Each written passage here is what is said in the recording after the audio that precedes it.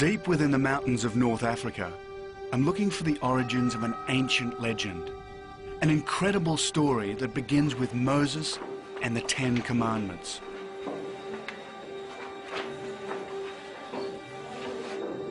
It's about an object so sacred, it can only be viewed by the most pure Christians. It's so dangerous, it can destroy cities, spread plague, and burn people alive.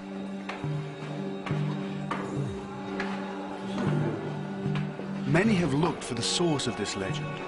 The Crusaders, the popes of Rome, the great kings of Europe, even Indiana Jones. And like them, my quest has brought me to Ethiopia. I'm looking for the keepers of the lost Ark.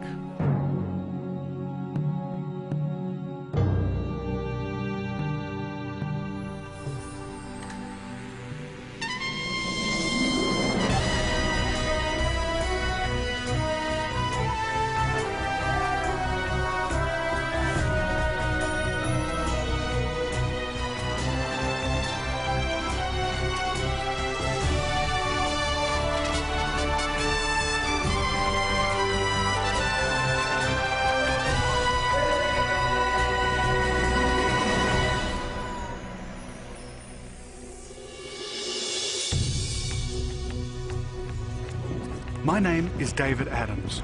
I'm a photojournalist. And while I travel to many strange corners of the earth, I don't normally get a reception like this. Ethiopia is a landlocked nation in North Africa. Once a mountain kingdom, it remained isolated from the rest of the world for over 1,000 years.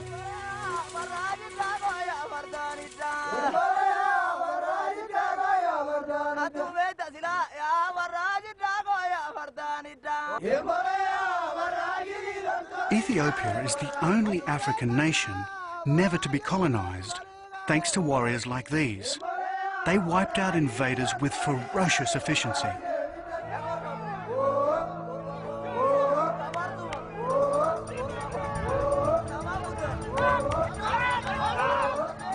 And this is how they developed battle courage. It's the ancient sport of quacks.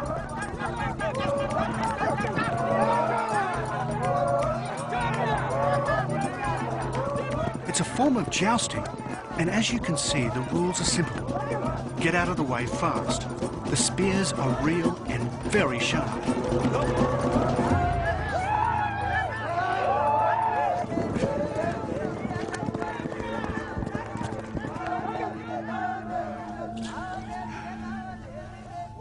That was incredible. Never been chased like that in a horse ever. It's no wonder that Ethiopia has never been really occupied with guys like that chasing the people out of here. Just fantastic. Oh.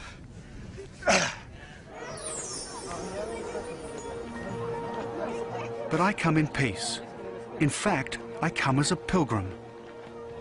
My journey starts in the Ethiopian highlands, where I'll shortly set out on a 200-mile pilgrimage. That's 320 kilometers. My journey will take me to some of the most sacred shrines in this ancient land. First stop is the town of Lalibela, where thousands of pilgrims are gathering for Christmas.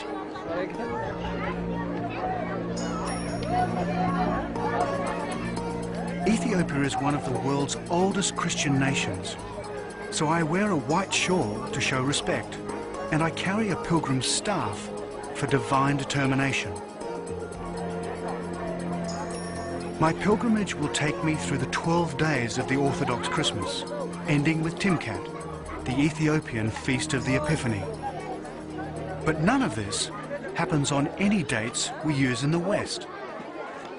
According to the local calendar, there are 13 months in a year. The 21st century is still years away, and sitting here under the midday sun, it's still 5 p.m. In other words, Western time here is irrelevant. And listening to this fire and brimstone preacher, so are some aspects of Western culture. No coffee, he shouts. No alcohol, no loud talk, excessive laughter or noisy parties. Otherwise, I will not enter the kingdom of heaven. Not exactly my idea of Christmas.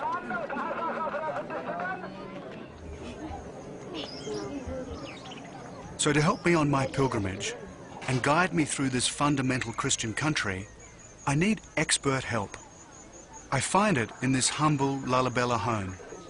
So all these people just come from the street, you invite them in? Yeah, I invite them in my home. That's lovely. And then everybody does that for Christmas? This is the custom? Yeah, it's the custom, it's our culture, yeah. This is Ishitu, his wife Ababa, and her cousin Tete. Tomorrow we leave on a family pilgrimage to the ancient city of Gonda. And these people have come from how far away? They came almost 7 days and 8 days they came from different parts of Ethiopia. Thank you. This looks like it would feed me for the day. Yeah. This is holy bread. It's astonishing charity in a country so desperately poor. So out of respect, and despite the warnings of the fire and brimstone preacher, I try some of Ishitu's beer. Well, it looks like it's fairly good.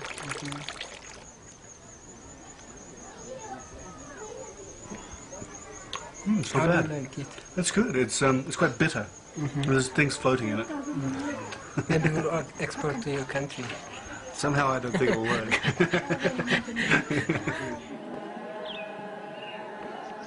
Before I set off as a pilgrim, I must learn more about Ethiopian belief. And in Lalibela, you don't have to go far. Here, the church is a thriving institution. 1 in 5 Christian males is a deacon or a priest.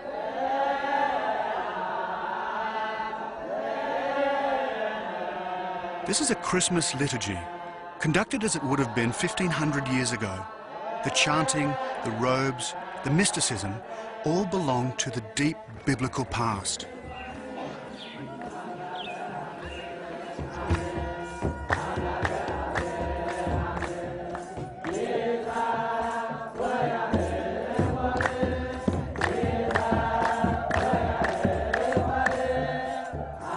While there's something that seems very African about this dance, it's actually one of the oldest liturgies in existence.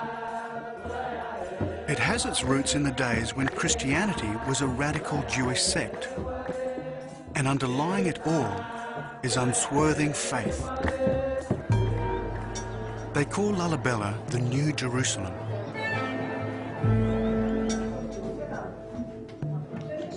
There are 11 of these churches here, dating from the 12th century, and all of them are carved by hand out of solid rock. Hello. Hello. Would you like to buy some candles? Yeah. Thank you very much. Merry Christmas.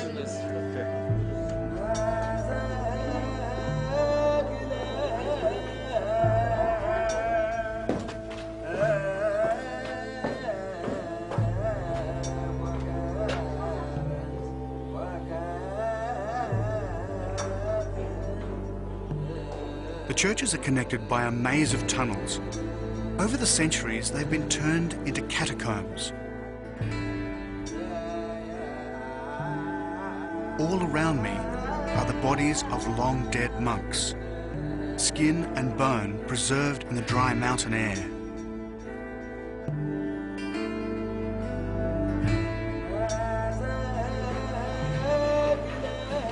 The passages twist and turn into an elaborate underground labyrinth.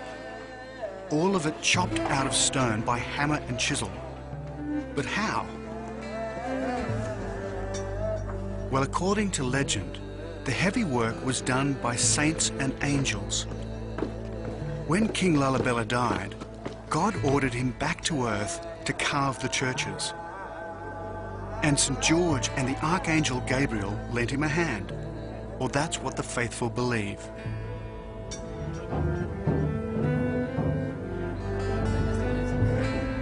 Here in Ethiopia, faith is an obsession.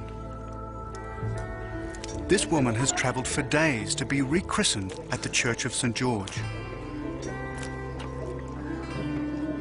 And these hermit monks will spend the rest of their lives in holes, reading and rereading their Bibles, until they too join the catacombs of the dead.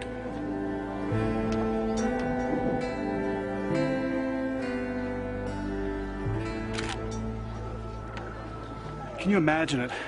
They made this just with a hammer and chisel, and this is volcanic rock. If anything is an act of faith, this is.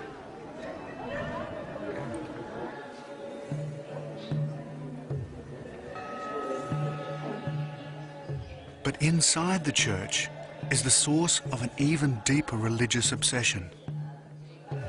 The Ethiopians believe that somewhere, hidden behind these curtains, is an object handed to Moses by God. It's the Ark of the Covenant, the box that held the 10 Commandments. Now I must say, I'd always believed it was destroyed when the Babylonians sacked Jerusalem in 586 BC. But here they believe it was brought to Ethiopia by Menelik, son of King Solomon and the Queen of Sheba.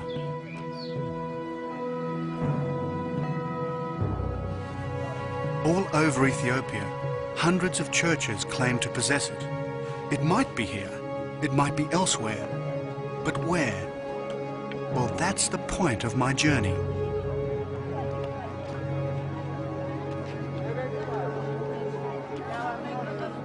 Tomorrow, I set out through the 12 days of Christmas on a pilgrimage. I travel to some of the most remote hiding places in Ethiopia on my quest for the secrets of the lost Ark.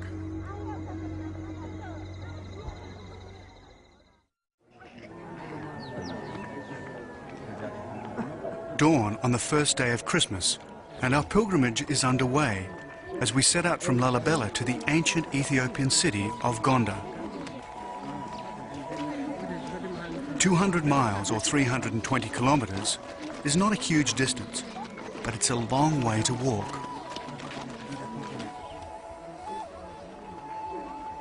Stage 1 takes us to Bethlehem, but not the biblical Bethlehem. There's a Bethlehem in Ethiopia too, and here I'll find a church that claims a unique connection with the Ark of the Covenant. Ishitu and Ababa have brought their son Zed and their little daughter Jordanus. And it isn't long before we're in the heart of the Ethiopian highlands.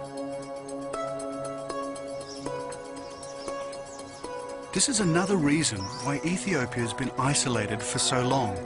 These amazing mountains.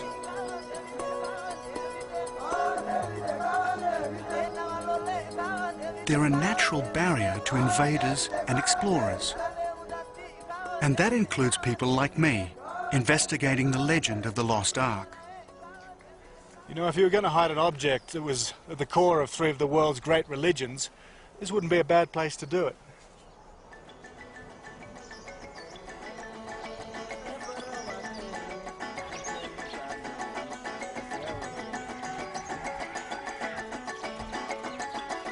The Pilgrim's Trail takes us through some of the best farmland in the country. Only about 12% of Ethiopia is suitable for farming, which means that a population of 50 million Ethiopians depend on a few farmers like these to survive. No wonder it's so often a land of famine, and there's a drought on right now.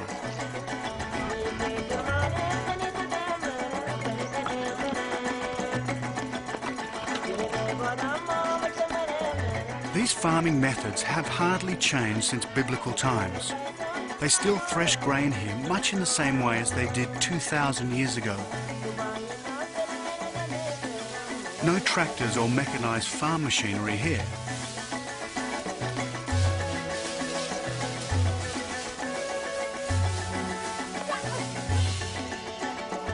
By now we've done about 12 miles or 20 kilometers. And the journey's beginning to take its toll on the youngest member of the group. Would you like me to take Jordan?